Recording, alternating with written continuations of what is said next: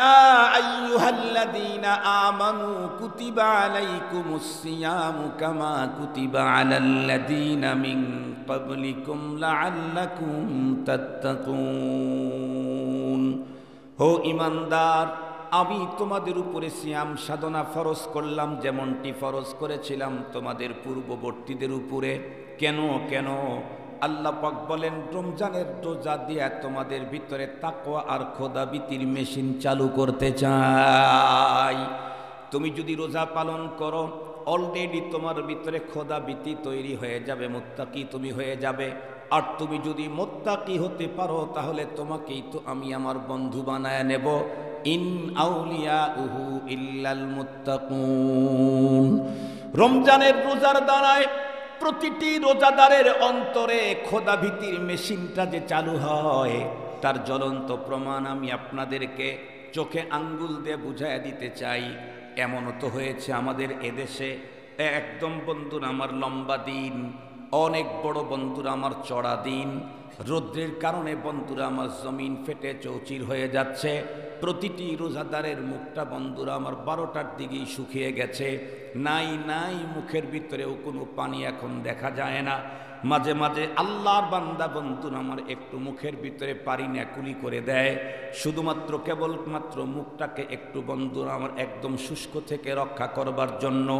এই জাতীয় তৃষ্ণায় কাতর একজন মানুষ, সে যদি রোজা রেখে গ্রামের বাড়িতে ঢুকে পড়ে বাংলোতে, যেই বাংলোটা 10 কিলোমিটার এরিয়া জুড়ে, অথবা বন্ধুরা আমার 10 বিঘা জমির উপরে, 5 একর জমির উপরে তার বাংলো, চতুর্দিকে বাউন্ডারি উঁচু অল, ভিতরে একজন মানুষও নেই, একদম মিডল পয়েন্টে 5 তলা বিল্ডিং তার তৈরি করা আছে, পুরা বাসার ভিতরে কোনো মানুষ নাই। উনি 3 নাম্বার তালায় ঢুকে পড়লেন, একদম মাঝখানকার রুমেই উনি ঢুকলেন।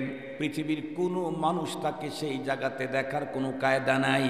অন্তরের ভিতরে তৃষ্ণার আগুন সিরিয়াসলি জ্বলতেছে। তার হাতের নাগালে রকমারি কোল্ড ড্রিঙ্কসের কোনো অভাব নাই। আপেলের জুস থেকে শুরু করে, আঙ্গুরের জুস থেকে শুরু করে বন্ধুরা আমার, কমলা আর মালটার জুস থেকে শুরু করে, পেঁপের জুস থেকে শুরু করে বন্ধুরা আমার, আনারসের জুস থেকে শুরু করে 50 আইটেমের কোল্ড ড্রিঙ্কস তার ঘরের ভিতরে আছে। উনি যদি তৃপ্তি সহকারে পান করে, পৃথিবীর কেউ দেখবে না।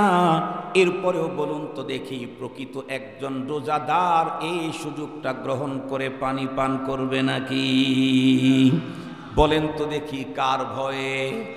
আরো জোরে বলেন, কার ভয়ে?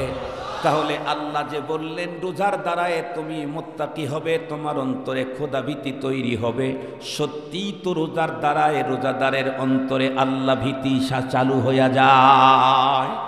শুধু তাই নয়, এই অঞ্চলের কোনো একজন যদি তাগড়া জওয়ান 10 বছর পূর্বে কোনো একজন মেয়ের প্রেমে পড়েছে, বৈধ অবৈধ পদ্ধতিতে তাকে কাছে পাওয়ার জন্য হেন কোনো পদ্ধতি নাই যা অবলম্বন করে নাই, কিন্তু এই ছেলেটি বন্ধুরা আমার শক্ত মজবুত একজন রোজাদার, বালেগ হওয়ার পর থেকে পর্যন্ত কোনো রোজা নষ্ট করে নাই।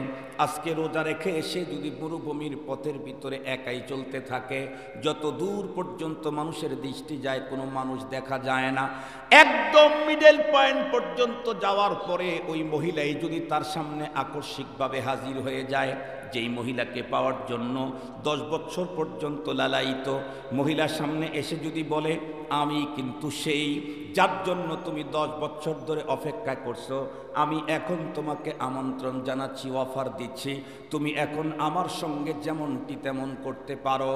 বলুন তো দেখি, প্রকৃত অর্থে যদি ছেলেটা রোজাদারি হয়ে থাকে, জীবনের এই সুযোগটা সেই জায়গায় গ্রহণ করবে নাকি? কেন করবে না? কার ভয়ে? আবার বলেন, কার ভয়ে?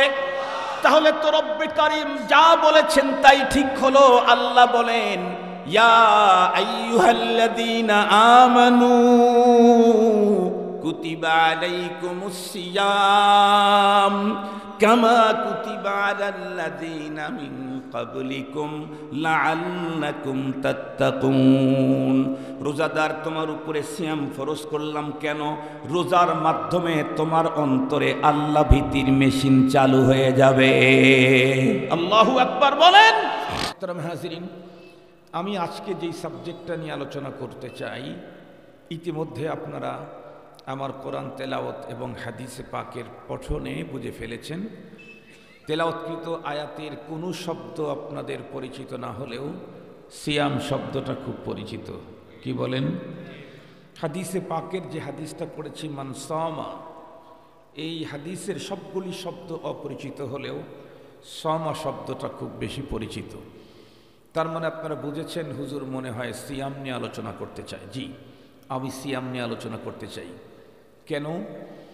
খুব ভালো করে বুঝবেন। আমরা জানি, আল্লাহ শুকুর, আমাদের দেশের অনেক মানুষ আল্লাহ যাদেরকে হজব্রত পালন করার সুযোগ দিয়েছেন, ইদানিংকালে পূর্বের তুলনায় এখন অনেক বেশি দেখা যাচ্ছে যারা হজব্রত পালনে ইচ্ছুক। বিলখুসুস যখন তারা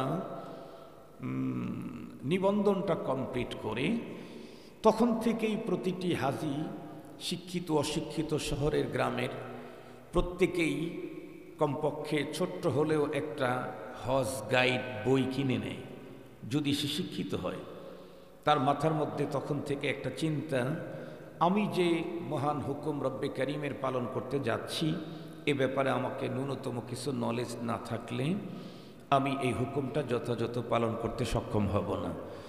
7-8 লাখ, 10 লাখ, 15 লাখ, 20 লাখ টাকা ব্যয় করে 40-45 দিনের লম্বা প্যাকেজ, সেখানে ঘর বাড়ি ছেড়ে অবস্থান করে শুধুই লা ইলমির কারণে, অজ্ঞতার কারণে যদি আমার এই ইবাদতটা নষ্ট হয়, তাহলে সেটা আমার জীবনের জন্য অনেক কষ্ট এবং ব্যর্থতা।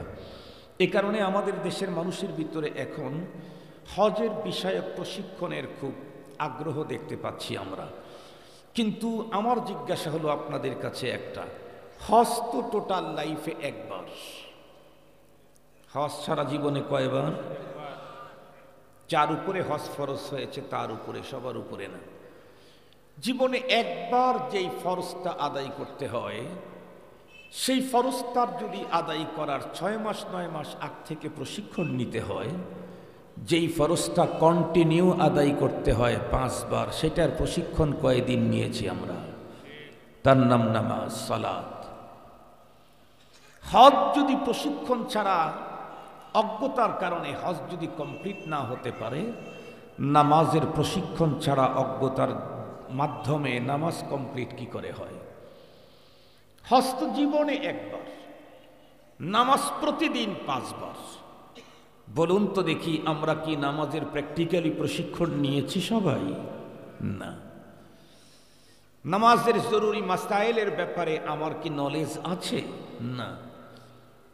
প্রশিক্ষণ ছাড়া যদি হজ না হয়, প্রশিক্ষণ ছাড়া নামাজ হওয়ার সম্ভাবনাও নেই। আরো একটা গুরুত্বপূর্ণ ইবাদত, ইসলামের অন্যতম রুকন, সেটি হচ্ছে সিয়াম, মাহে রমজানের রোজা। এই রোজারও তো প্রশিক্ষণ নেওয়া দরকার। এটাও তো হজ এবং নামাজের মতোই একটা রুকন, ইসলামের স্তম্ভ।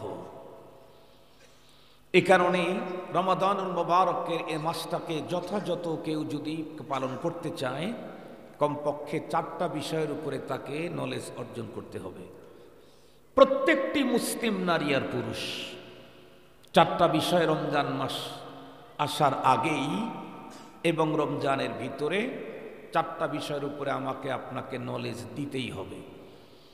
হজে যাওয়ার আগে প্রশিক্ষণ যেমন জরুরি, রোজা শুরু করার আগে এই জিনিসগুলা এবং রমজানের মাঝখানে গ্রহণ করাও তেমন জরুরি। 1 নম্বর রমাদান, এ মাস, এ সম্পর্কে আমাকে জানতে হবে। 2 নম্বর সিয়াম, এ মাসের সবচেয়ে গুরুত্বপূর্ণ আমল, আহাদুম মিন আরাকিনিল ইসলাম, এটা সম্পর্কে আমাকে অবশ্যই নলেজ দিতে হবে। 3 নম্বর কিয়ামুল লাইল তথা তারাবি, এ সম্পর্কে আমাকে জানতে হবে। 4 নম্বর এতেকাফ, এ মাসের আরও একটি গুরুত্বপূর্ণ, মর্যাদাপূর্ণ, ফজিলতপূর্ণ আমল, এ সম্পর্কে আমাকে নলেজ নিতে হবে। মুহতারাম হাজিরিন, এই 4টা সাবজেক্টের উপরে রমজানকে সামনে নিয়ে ইভেন রমজানের ভিতরেও আলোচনা হতেই হবে, জানতেই হবে, করতেই হবে, শুনতেই হবে।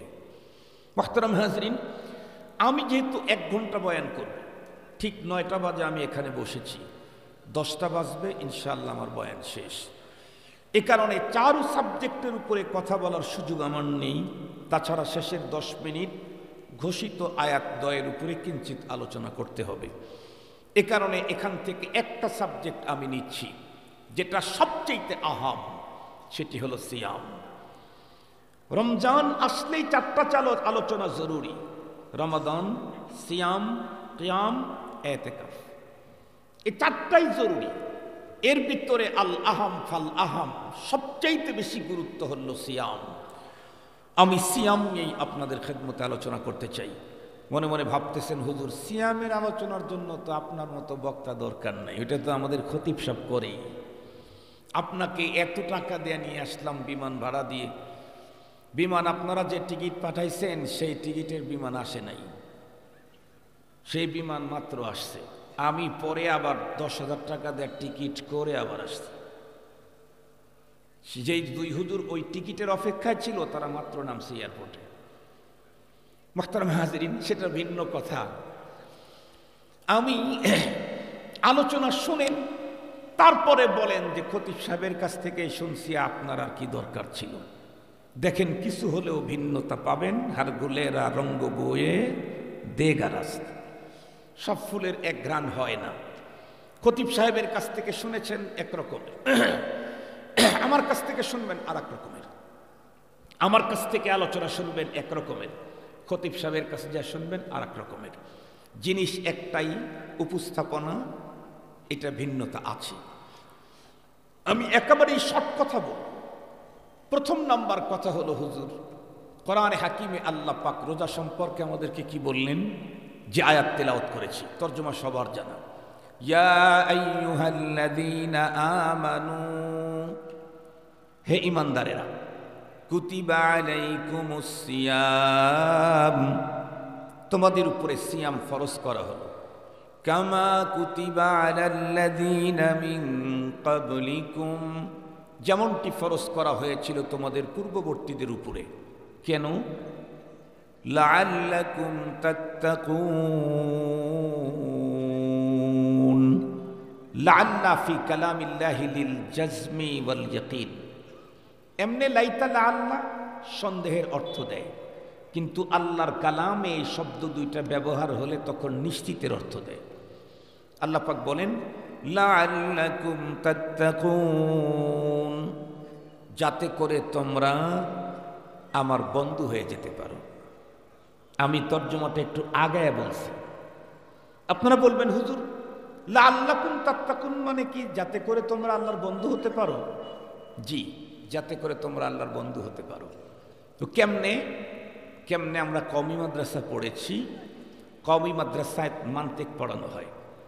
মান্তিকের ভিতরে নতিজা বের করার পদ্ধতি শিখানো আছে। সোগরা কোবরা মিলায়া হদ্দে আওসাদকে ফেলে দিলেই নতিজা বের হয়। আমরা আল্লাহর কোরআনে তাকায় দেখেছি, এই আয়াতে আল্লাহ বলেন রোজার দ্বারায় তুমি মুত্তাকি হতে পারবে। আর এক আয়াতে দেখেছি ইন আউলিয়াউহু ইল্লাল মুত্তাকুন। ইন ইল্লা দিয়ে হাসর হয়। আল্লাহ পাক বলেন মুত্তাকিরাই তো আমার দোস্ত, মুত্তাকিরাই তো আমার দোস্ত। তাহলে এখন মিলান, রোজা দিয়া মুত্তাকি হওয়া যায়, মুত্তাকিরাই আল্লাহর দোস্ত হয়। এখানে হদ্দে আওসাত মুত্তাকি দুইবার উল্লেখ হয়েছে। এটাকে ফেলে দিলে কি হবে? নতিজা রোজার দ্বারায় আল্লাহর দোস্ত হওয়া যায়। কথা কি বুঝাইতে পারছি? আরো সহজ তর্জমা করি। আল্লাহ বলেন আমি তোমাদের উপরে সিয়াম ফরজ করেছি কেন? তোমরা আমার বান্দা, তোমাদেরকে রোজার মাধ্যমে আমার বন্ধু বানাবার জন্য। আমরা কার বান্দা? আল্লাহ আমাদেরকে কি বানাইতে চান? বন্ধু বানাইতে চান। বলুন তো দেখি, বান্দার চাইতে বন্ধুর মর্যাদা কম না বেশি? বেশি। মুহতারাম হাজিরিন, খুব ভালো করে বুঝবেন কথাটা। এখানে দুইটা জিনিস আমাদের অবশ্য জানতে হবে। এক নাম্বার হলো, হুজুর রোজার আমলটা তো একটু কষ্টসাধ্য। খুব বেশি বড় দিনে রোজা রাখতে গিয়ে দেখেছি কি কষ্টটা হয়।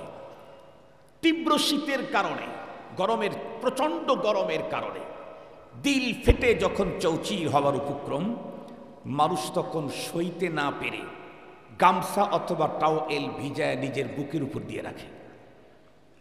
অনেকে তো একদম নার্ভাস হয়ে শুয়ে পড়ে, কোনো কাজই করতে পারে না, তার মানে অনেকটাই কষ্টসাধ্য। জিজ্ঞাসা হলো আল্লাহ পাকে কষ্টসাধ্য আমলটা আমাদেরকে কেন দিলেন? 1 নাম্বার।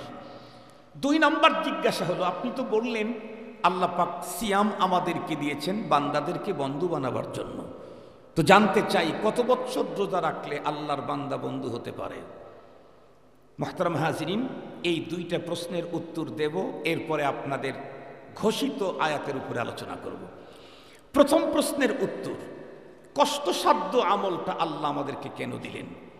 একেবারে শর্ট কথা হলো, এ পৃথিবীর মানুষের রুচি হলো এমন, যেই কষ্টের পরে পাওনা অনেক বড় হয়, এই জাতীয় কষ্টগুলি মানুষ সাদরে গ্রহণ করে, সানন্দে গ্রহণ করে এবং তা গ্রহণ করার জন্য প্রতিযোগিতা করে। সহজে বুঝবার জন্য একেবারে নর্মাল একটা মিসাল দিই। আমরা এখানে যারা আছি এখন স্টেজ থেকে নিচ পর্যন্ত, আমরা প্রত্যেকেই মাতৃগর্ভে থেকে পৃথিবীতে এসেছি। কি বলেন? মায়ের পেট হয়েই তো আসছি। এবং আমার ধারণা এখানে আমরা যারা আছি অধিকাংশ হলো আমাদের আম্মার নর্মাল ডেলিভারিতে পৃথিবীতে আসছি। সিজারের বাচ্চা এখানে খুব কমই আছে। আমাদের কি সিজার হয়েছে নাকি? আমরা যখন জন্ম নিছি তখন সিজারের পদ্ধতিরই জন্ম হয় নাই। আল্লাহ আমাদেরকে যখন পাঠাইছেন তখন সিজারের পদ্ধতি আবিষ্কার হয় নাই। তো আমরা সিজার ছাড়া, খুব ভালো করে বুঝবেন, ম্যাক্সিমাম নারীদের সিজারের প্রসব পেইন খুব বেশি জটিল হয়। প্রসব পেইনটা দর্দে জেহ এতটাই ভয়ঙ্কর, যেই ব্যথার কারণে রব্বে করিম নারীর জীবনের সকল গুনাহ ক্ষমা করে দেন। কি পরিমাণে কষ্ট! আমরা জীবনের হাজার অভিজ্ঞতা আছে, অনেক মা বাচ্চা জন্ম দিতে গিয়ে দুনিয়া থেকে বিদায় নিয়েছেন, আছে না নাই? নতুন না পুরাতন? স্বাভাবিক না অস্বাভাবিক? স্বাভাবিক, এটা হয়েই থাকে। অনেক মা বাচ্চা জন্ম দিতে গিয়ে সেন্সিয়ার হয়ে 1 দিন 2 দিন 5 ঘন্টা 6 ঘন্টা পর্যন্ত নিথুর দেহ জমিনে পড়ে আছে, নাই তার কোনো হিস অনুভূতি। অনেক মাই তো বাচ্চা পেটে আসার সাথে সাথেই ক্ষুধামন্দা, প্রচণ্ড বমি, কোনো খাবারের ঘ্রাণ সে নিতেই পারে না, কিচ্ছু খেতে পারে না। 1 ঢোক পান করলে 3 ঢোক বমি হয়ে যায়, একেবারে চূড়ান্ত নার্ভাস, এখন আর বাঁচেই না। তাকে হাসপাতালে নিয়ে চিকিৎসা করতে হয়, স্যালাইনের মাধ্যমে কিছুদিন তাকে ধরে রাখতে হয়। এত কষ্টের পরেও পৃথিবীর কোনো মা বলে নাই এত কষ্ট করে আমি বাচ্চা নিতে চাই না, বাচ্চাটা আউট করে দাও, আমি সুস্থ হয়ে যাই। এ আবেদন কেউ করে নাই, বরং উল্টা আবেদন আছে। কেমন? যেই মার বিবাহের পরে 5 বছর পর্যন্ত বাচ্চা হয় না, সে মা অনেকটাই পেরেশান থাকে, কেন আমার বাচ্চা হচ্ছে না, কেন সন্তান হচ্ছে না। 10 বছর পর্যন্ত যখন বাচ্চা হয় না, মা তখন প্রায় নিরাশ হয়ে যায়। যে যা বলে বাচ্চা পাওয়ার আশায় তাই করে, বৈধ অবৈধ, হালাল হারাম এটাও অনেক সময় দেখে না। বলেছে আন্ডা দিলে, ডিম দিলে কাজ হবে, মুরগি দিলে কাজ হবে, ছাগল দিলে কাজ হবে, গরু দিলে কাজ হবে, মহিষ দিলে কাজ হবে, বৈধ জায়গায় দিলে হবে, অবৈধ বাবার দরবারে পাঠাইতে হবে, তাও পাঠায় শুধু একটা বাচ্চার আশায়। ঠিক বললাম? দেশে বিদেশে লক্ষ টাকা ব্যয় করে চিকিৎসা করে একটা বাচ্চার আশায়, অথচ এই বাচ্চা যখন জন্ম দিতে যাবে তখন মা মারা যাওয়ার সম্ভাবনাও আছে, কারণ অনেক মা মারা যায়। মা সেন্সিয়ার হওয়ার সম্ভাবনা আছে, এটা ইজি, অনেকেরই সেন্সিয়ার হয়। এরপরে এই বাচ্চা নেওয়ার জন্য মা আর বাবা এত উদ্গ্রীব কেন? কারণ হলো কষ্টের তুলনায় পাওনা অনেক গুণে বড়। কেমন? মা চিন্তা করে আমি বাচ্চাকে গর্ভে ধারণ করলে 10 মাস পর্যন্ত আমাকে কষ্ট করতে হবে, এরপরে আল্লাহর দয়ায় যদি আল্লাহ কোনো চরিত্রবান আদর্শ কোনো বাচ্চা আমাকে পৃথিবীতে দেয়, যেই বাচ্চাটা হয় শেখে কৌড়িয়ার মতো, যেই বাচ্চাটা হয় শেখ গহরপুরীর মতো, যেই বাচ্চাটা হয় মুহাম্মদুল্লাহ হাফিজির মতো, সেই বাচ্চাটা যদি হয় শেখুল হাদিস আল্লামা আজিজুল হক রহমতুল্লাহ আলাইহির মতো, সেই বাচ্চাটা যদি হয় বাতিলের অন্তরে কম্পন সৃষ্টিকারী মুফতি আমিনীর মতো, সেই বাচ্চাটা যদি হয় সৈয়দ ফজলুল করিম মরহুম চরমনাইয়ের পীর সাহেবের মতো, তাহলে আমার এক সন্তান দিয়েই আমার মুখ উজ্জ্বল হবে। এটা ভাবে আমি হব রত্নগর্ভা, আমার মর্যাদা তখন বাড়বে, মানুষের মুখে মুখে আমার প্রশংসা তখন তসবিহ পড়তে থাকবে, লক্ষ কোটি মানুষের দোয়া আমি পাবো। আরো কি, আরো ফিকির করে প্রতিটি মা বাবা। এখন যৌবন আছে, জীবন আছে, রক্ত আছে, বাহার আছে, একটা সময় তো বার্ধক্যতা এসেই যাবে নিশ্চিত।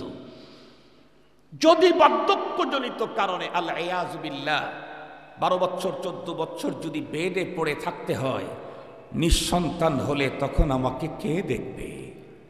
এই জন্য একটা সন্তান আমার চাই। আমার যৌবনে আমি আমার সন্তানকে জীবনের ঝুঁকি নিয়ে প্রসব করব, আর আমার বার্ধক্যতায় 14 বছর আমার সন্তান আমাকে বেডে খেদমত করবে। শরীয়তে অপশনও তাই দিয়েছে।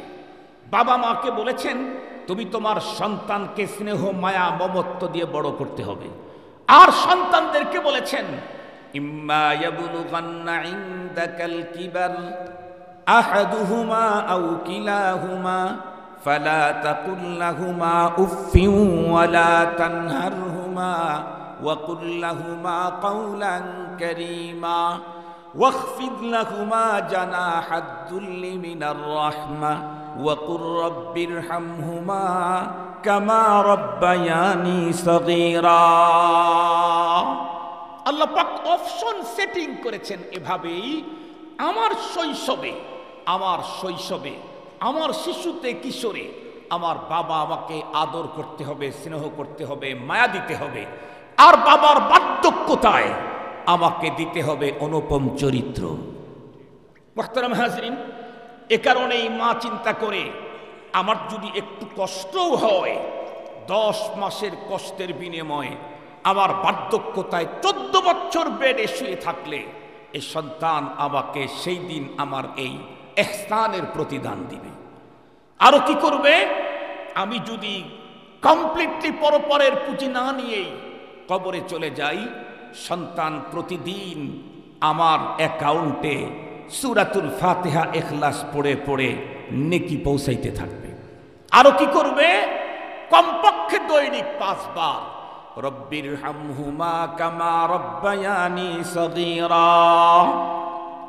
আল্লাহ না করুক আমি যদি আল্লাহর আদালতে গ্রেফতার হয়ে যাই, তাহলে আমার যোগ্য সন্তান কমপক্ষে প্রতিদিন 5 বার আমাকে আল্লাহর আদালতের জামিন মঞ্জুর করার জন্য কন্টিনিউ 5 বার জামিন ধরতে থাকবে। রব্বির হামহুমা কামা রব্বায়ানি সগীরা, এটা তো পিতামাতাকে পরপারে মুক্ত করবার জামিনের আবেদন। পরপারে পিতামাতাকে মুক্ত করবার জামিনের আবেদন। আর এই আবেদন কখনো আল্লাহ ফিরিয়ে দিতে পারেন না। কেন? আবেদনের লেখাগুলি পৃথিবীর কারণ না, রব্বুল আলামিনের নিজের। রব যেই পদ্ধতিতে জামিনের আবেদন করতে আমাকে শিখাইলেন, তার লেখা শব্দ দিয়েই যদি আমি জামিনের আবেদন করি, তাহলে রবের আদালতে এ আবেদন কখনো নাকচ হতে পারে না। মুসলমান ভাইরা আমার ভালো করে বুঝবেন, এতক্ষণ পর্যন্ত আলোচনা দিয়ে একটা কথা আপনাদের হৃদয়ঙ্গম করাইতে চেয়েছি, সেটি হলো পৃথিবীর মানুষের রুচি হলো এমন, কষ্ট যত বড়ই হোক এর বিনিময়ে পাওনাটা যদি অনেক বড় হয়, তাহলে এই জাতীয় কষ্ট মানুষ সানন্দে গ্রহণ করে, অস্বাচ্ছন্দ্য বোধ করে সেগুলি গ্রহণ করে। এই জাতীয় কষ্ট বন্ধুরা আমার মানুষ যখন করতে থাকে, তখন তার মনের ভিতরে ব্যথা আর দুঃখের কোনো লেশ পাওয়া যায় না। তখনও তার অন্তরের ভিতরে বন্ধুরা আমার এক উন্নত মানের আনন্দের এক ছায়া দেখা যায়।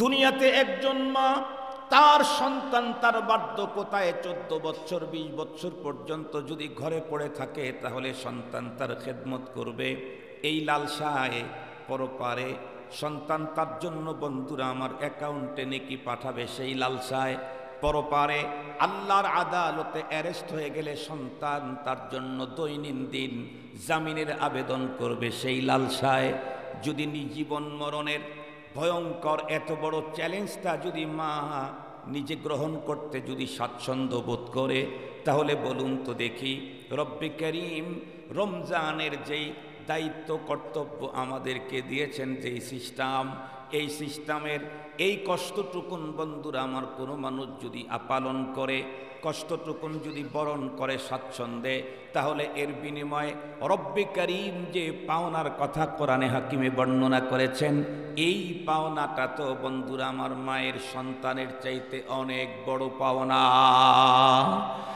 মা দুনিয়াতে একজন আদর্শবান সন্তান পাওয়ার জন্য যদি তার নিজের জীবনের ঝুঁকিটাকে সানন্দে গ্রহণ করতে পারে, তাহলে আমরা মুসলমান আল্লাহ পাকের বন্ধুত্ব বরণ করার জন্য সিয়ামের এই পদ্ধতি কি আনন্দে গ্রহণ করা যায় না? মা মাত্র একটা সন্তানের জন্য জীবন মরণের চ্যালেঞ্জ, এই জাতীয় জিনিসটাও মা গ্রহণ করতেছে, অথচ মা কি বৃদ্ধ বয়স পর্যন্ত টিকবে? যৌবনেই তো মারা যেতে পারে। অথবা সন্তান কি তার দিনদার হবে? বদ্দিনও তো হতে পারে।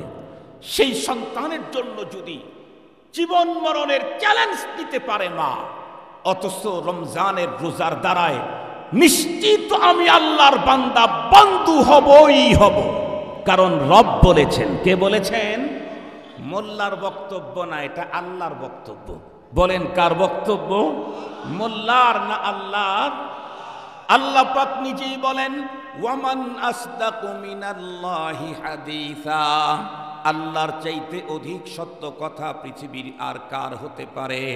সেই রব্বে করিমের বন্ধুত্ব অর্জন হবে যে ইবাদতের মাধ্যমে, সেই ইবাদতটা ওই পরিমাণের কষ্টসাধ্য না।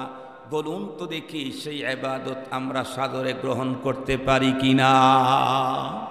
এ কারণেই রব্বে করিম কষ্টসাধ্য আমল সিয়ামের এই পদ্ধতি আমাদেরকে দিয়েছেন। এই পদ্ধতিতে কষ্টের তুলনায় পাওনা অনেক গুণে বড়। কষ্টের তুলনায় পাওনা অনেক গুণে বড়।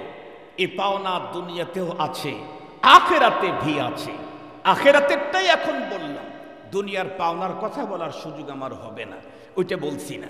এখন প্রশ্ন আপনাদের, হুজুর আমি তো বুঝছি আলহামদুলিল্লাহ আপনার কথায় সিয়ামের দ্বারায় আল্লাহর বান্দা আল্লাহর বন্ধু হয়ে যায়, কিন্তু জিজ্ঞাসা হলো হুজুর কয় বছর পর্যন্ত রোজা রাখলে আল্লাহর বান্দা আল্লাহর বন্ধু হয়?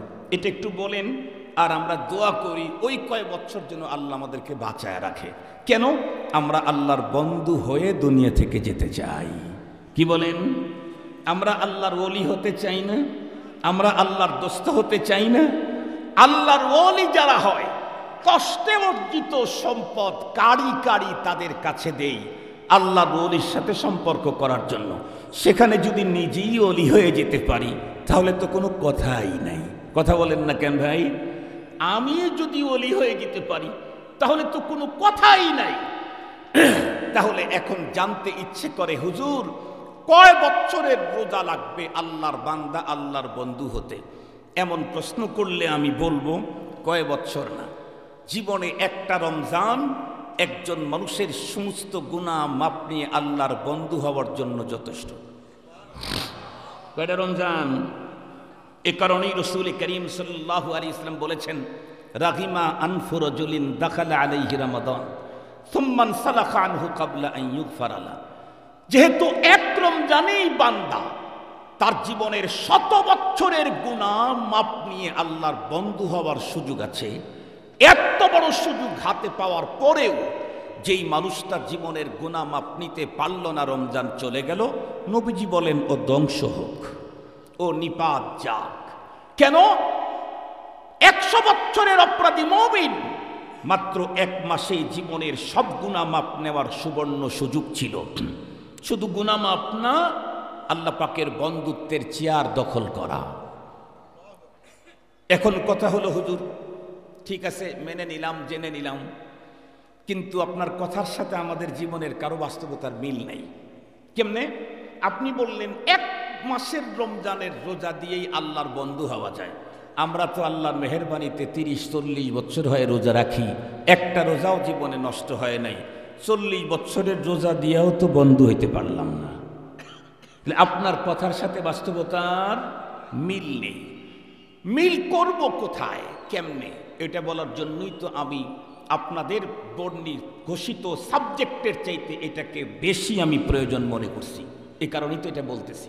শুনেন, বিষয়টাকে একটা মিসাল দিয়ে বললে আপনাদের জন্য বোঝা সহজ হবে। আমাদের আজকের এই মাহফিলের স্প্যান্ডেল ধরেন, এটা একটা জামে মসজিদ। এই মসজিদটাকে গরমের সময় শীতল করতে, ঠান্ডা করতে ধরে নেন 50 টন এসি হলেই হয়ে যাবে। কথার কথা, সেখানে 100 টন এসি লাগায় দেওয়া হবে, 100 টন। কিন্তু সমস্যা হলো কি, এই মসজিদে ঢোকার জন্য দরজা হলো 10টা, উত্তর দক্ষিণ ওয়ালের ভিতরে জানালা আছে 30টা, 15টা করে।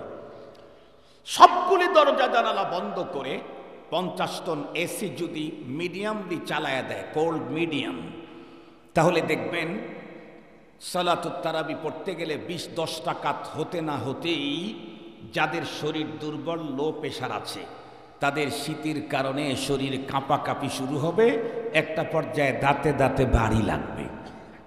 সালাম ফিরায় এই সবচাইতে দুর্বল লোকটাই বড় চেতা দিবে, বলবে এই মুয়াজ্জিন খাদেম, হয়তো এসি বন্ধ করো, নইলে কম্বলের ব্যবস্থা করো, পড়ে গেলাম কিন্তু শীতের তীব্রতার কারণে।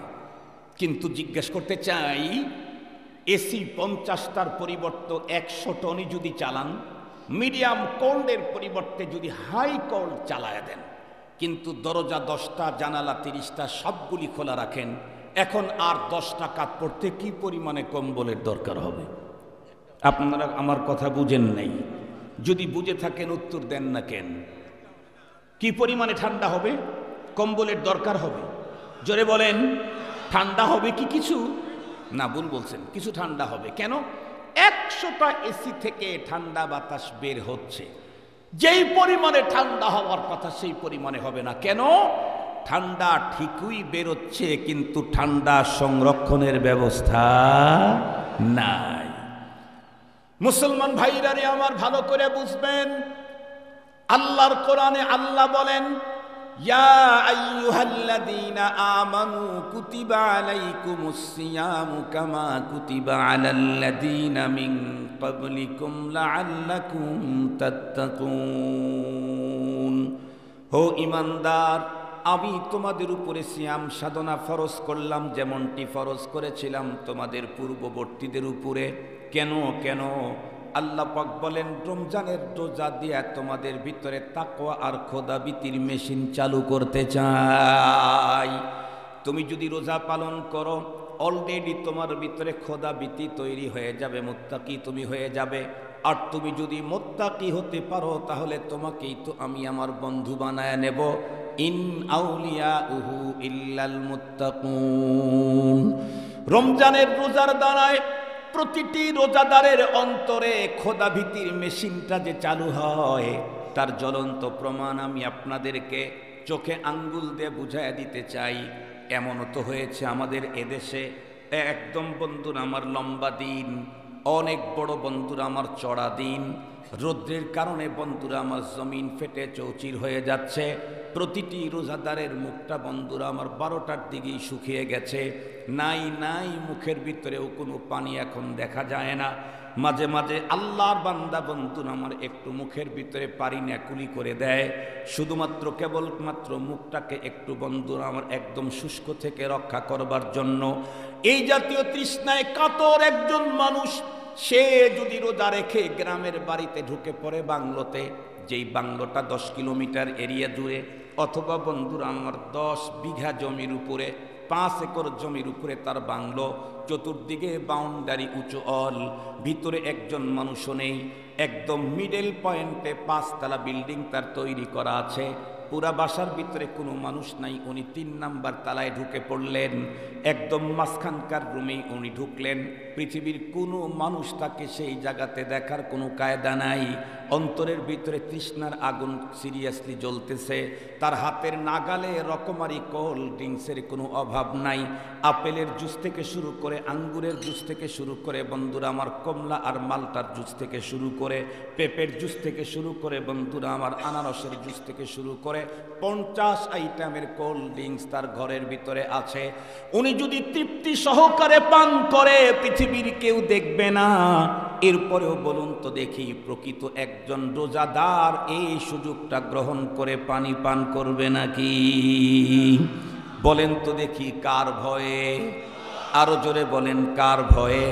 তাহলে আল্লাহ যে বললেন রোজার দ্বারায় তুমি মুত্তাকি হবে, তোমার অন্তরে খোদাভীতি তৈরি হবে, সত্যিই তো রোজার দ্বারায় রোজাদারের অন্তরে আল্লাহ ভীতি চালু হইয়া যায়। শুধু তাই নয়, এই অঞ্চলের কোনো একজন যদি তাগড়া জওয়ান 10 বছর পূর্বে কোনো একজন মেয়ের প্রেমে পড়েছে, বৈধ অবৈধ পদ্ধতিতে তাকে কাছে পাওয়ার জন্য হেন কোনো পদ্ধতি নাই যা অবলম্বন করে নাই, কিন্তু এই ছেলেটি বন্ধুরা আমার শক্ত মজবুত একজন রোজাদার, বালেগ হওয়ার পর থেকে পর্যন্ত কোনো রোজা নষ্ট করে নাই। আজকে রোজা রেখে এসে যদি মরুভূমির পথের ভিতরে একাই চলতে থাকে, যত দূর পর্যন্ত মানুষের দৃষ্টি যায় কোনো মানুষ দেখা যায় না, একদম মিডল পয়েন্ট পর্যন্ত যাওয়ার পরে ওই মহিলাই যদি তার সামনে আকস্মিকভাবে হাজির হয়ে যায়, যেই মহিলাকে পাওয়ার জন্য 10 বছর পর্যন্ত লালায়িত মহিলার সামনে এসে যদি বলে, আমি কিন্তু সেই যার জন্য তুমি 10 বছর ধরে অপেক্ষা করছো, আমি এখন তোমাকে আমন্ত্রণ জানাচ্ছি, অফার দিচ্ছি, তুমি এখন আমার সঙ্গে যেমনটি তেমন করতে পারো। বলুন তো দেখি, প্রকৃত অর্থে যদি ছেলেটা রোজাদারি হয়ে থাকে, জীবনের এই সুযোগটা সেই জায়গায় গ্রহণ করবে নাকি? কেন করবে না? কার ভয়ে? আবার বলেন, কার ভয়ে? তাহলে তো রব্বে কারীম যা বলেছেন তাই ঠিক হলো। আল্লাহ বলেন, ইয়া আইয়ুহাল্লাযীনা আমানু কুতিবা আলাইকুমুস সিয়াম কামা কুতিবা আলাল্লাযীনা মিন ক্বাবলিকুম লাআল্লাকুম তাত্তাকুন। রোজাদার, তোমার উপরে সিয়াম ফরজ করলাম কেন? রোজার মাধ্যমে তোমার অন্তরে আল্লাহ ভীতির মেশিন চালু হয়ে যাবে। আল্লাহু আকবার বলেন। তাহলে রোজার দ্বারা খোদা ভীতির ইঞ্জিন চালু হয়, এটা মিয়া মিয়া কথা বলেন না কেন? এটা 100-এ 100, মিয়া ওয়াসিয়াদা ওভার 100, 100 পার। প্রত্যেকটি রোজাদারের অন্তরে খোদা ভীতি রোজার কারণে নতুন করে তৈরি হয়। কিন্তু মজার কথা হলো, রমজান মাসে রোজা রেখে খোদা ভীতি চালু ঠিকই হয়েছে, কিন্তু সব জায়গায় খোদা ভীতিটা কার্যকরী হয় না। এজন্যই তো আমি বলি, আমরা রোজাদার আজগবি রোজাদার, মানে আশ্চর্য এক রোজাদার। কেমনে? রমজান মাসে রোজা রেখে দিনের বেলায় কেউ খাই না, কেউ পান করি না, কেউ স্ত্রী সহবাসে যাই না। জিজ্ঞেস করি, এই কাজগুলো কি শরীয়তে সারা জীবনের জন্য হারাম? কথা বলেন না কেন? খানা খাওয়া দিনের বেলায় সারা জীবনই হারাম না, শুধু রমজানে ওয়ান টাইম, 1 মাসের জন্য। হালাল বস্তু যেইগুলাকে আল্লাহ পাক 1 মাসের জন্য ওয়ান টাইম সাময়িকের জন্য হারাম করলেন, প্রত্যেকটি রোজাদার সেই সাময়িক শরীয়তের হারামটাকে বর্জন করলাম। কিন্তু স্থায়ীভাবে যেটা হারাম করছেন, ওয়ান টাইমের জন্য যেটা হালাল না, এই জাতীয় হারামগুলি রোজা রাখার পরেও ছাড়তে পারলাম না। যেমন কুদৃষ্টি ওয়ান টাইমের জন্যও কি হালাল? কুকথা ওয়ান টাইমের জন্যও কি হালাল? কুধারণা জীবনের কোনো এক সময়ের জন্য কি বৈধ? ওয়ান টাইম হালাল বর্জন করলাম, ওয়াল টাইম হারামটাকে রোজা রেখেও ছাড়তে পারলাম না। এ কারণে রাসূল করিম সাল্লাল্লাহু আলাইহি ওয়াসাল্লাম ইরশাদ করেন, যে ব্যক্তি রোজা রাখার পর চোখ মুখ কান কন্ট্রোল করতে পারল না, ওর উপবাস থাকার কোনো প্রয়োজন। আব্দুল বাসেত বলে নাই, মুহাম্মাদুর রাসূল সাল্লাল্লাহু আলাইহি ওয়াসাল্লাম বলেছেন। এজন্য আমাদের বুজুর্গরা বলেন, রোজা রাখার পরে যেই মুসলমান তার বডিদার 6টা দরজা জানালা বন্ধ রাখতে পারবে, 100% সে মুত্তাকি হয়ে যাবে 1 রমজানের রোজা দিয়াই। আর যদি বডির দরজা জানালা খোলা রাখে, 50 টন এসির পরিবর্তে 100 টন চালায় যেমন কাঙ্ক্ষিত মানের ঠান্ডা হয় নাই, এক রমজানের পরিবর্তে 1000 বছরের রমজান দিয়েও এই আল্লাহর বান্দা আল্লাহর বন্ধু হতে পারবে না। তাহলে এখন আমাকে জানতে ইচ্ছে করে, হুজুর সেই 6টা দরজা জানালা কি কি যেগুলি আমাকে বন্ধ করে রাখতে হবে সিয়াম সাধনার কমপক্ষে এই 1 মাস, তাহলে আমি আল্লাহর বান্দা বন্ধু হতে পারবো? একেবারে শর্ট করে বলি, নাম্বার 1 জবান কন্ট্রোল। কেউ কেউ বলতে পারেন, হুজুর জবান আর কত কন্ট্রোল করব? সারাদিন সুবহে সাদেক থেকে সূর্য অস্ত পর্যন্ত কোনো কিছুই তো খাইলাম না, পান করলাম না, আর কত কন্ট্রোল করতে বলেন? তাহলে আমি বলবো দোস্ত, রোজা রাখার মাধ্যমে আমরা আমাদের জবানের ইনপুট বন্ধ করছি, কিন্তু এক্সপোর্ট বন্ধ করতে পারি নাই। ইনপুট বন্ধ করছি, ভিতরে ঢুকাইতেছি না কিছু, কিন্তু এক্সপোর্ট কথা বলেন না কেন? কুকথা, ফাহেসা কথা, মিথ্যা কথা, গীবত, চগলখড়ি, পরনিন্দা সব চালু আছে। ইনপুট বন্ধ, এক্সপোর্ট বন্ধ হয় নাই। ওই যে জানালা খোলা থাকার কারণে শীতলতা ঠিকই এসেছিল, বাতাস শীতল, কিন্তু মসজিদ শীতল হয় নাই দরজা খোলা থাকার কারণে। রোজা রেখে তাকওয়ার মেশিন চালু ঠিকই হয়েছিল, আমি 100% মুত্তাকি হতে পারি নাই জবান খোলা থাকার কারণে। ক্লিয়ার? 2 নম্বরের বন্ধু আমার, আর একটা দরজা বন্ধ করা লাগবে, তার নাম হলো কান। আমি আমার মুখ দিয়ে কিছু বলি না, কিন্তু আর একজন ফাহেসা কথা বলে, গীবত করে, আমি মজায় মজায় শ্রবণ করি, অথবা গান শুনতে থাকি, অথবা বেগানা নারীর বন্ধুরা আমার চমৎকার চমৎকার কথাগুলো শুনতে থাকি। তাহলে এই বন্ধুরা আমার গেট দিয়ে আমার তাকওয়া বন্ধুরা আমার বেরিয়ে যাবে। 3 নাম্বার বন্ধুরা আমার চোখ কন্ট্রোল করা লাগবে। আমাদের বুজুর্গরা বলেন 3টা ভয়ঙ্কর গুনাহ এমন আছে, যেই গুনাহগুলি থেকে কোনো মুসলমান নিজেকে যদি সেভ করতে পারে, আল্লাহ পাক সব গুনাহ থেকে তাকে বেঁচে থাকার তৌফিক দান করে দেয়। সেই 3টা ভয়ঙ্কর গুনার একটা হলো বন্ধুরা আমার বদনেগাহি, আর একটা হলো বদজবানি, আর একটা হলো বদগুমানি, একটা হলো কুদৃষ্টি, আর একটা হলো কুকথা, আর একটা হলো কুধারণা। এই 2টা কু আমাদেরকে বন্ধুরা আমার 3টাই রোজা রাখার পরে বন্ধ করে দিতে হবে। 4 নাম্বার, অঙ্গ প্রত্যঙ্গকেও কন্ট্রোল করা লাগবে। আমার কোনো অঙ্গ দিয়া শরীয়তের খেলাফ কোনো কাজ যেন বন্ধুরা আমার বিল খুসুস রমজান মাসে প্রকাশ না পায়। 5 নাম্বার, এত কিছু করার পরেও সাহারি আর ইফতারে খেতে হবে 100% হালাল খাবার। হালাল খাবার খেতে যদি এমনটি হয় আমি উন্নত কোনো আইটেম ব্যবস্থা করতে পারি নাই, পানি ভাত আর পান্তা ভাত খেতে হয় আমাকে সাহারি আর ইফতারে, আমি বন্ধুরা আমার আল্লাহর নামের কসম করে বলে গ্যারান্টি দিতে পারি, কোনো ব্যক্তি যদি হালাল খেতে গিয়ে 30টা দিন রোজা রাখতে শুধুই পান্তা ভাত খেয়ে সাহারি আর ইফতার করেছে, তবুও হারামে টাচ করে নাই, এই পান্তা দিয়ে সাহারি ইফতার করা লোকটাও 1 মাস পরে আল্লাহর বন্ধু হতে পারবে। পক্ষান্তরে সাহারিতে 25 আইটেম, ইফতারে 60 আইটেম খেয়েছে, কিন্তু হালাল না হারাম। মনে রাখবেন, হারাম খোর কখনো আল্লাহর বন্ধু হওয়ার সুযোগ নাই। হারাম খোর হারামও খাবে, আবার আল্লাহর বন্ধুত্ব বরণ করবে, এটা হয় না। এটা দুনিয়াদার রাজা বাদশাদের ওখানে হতে পারে।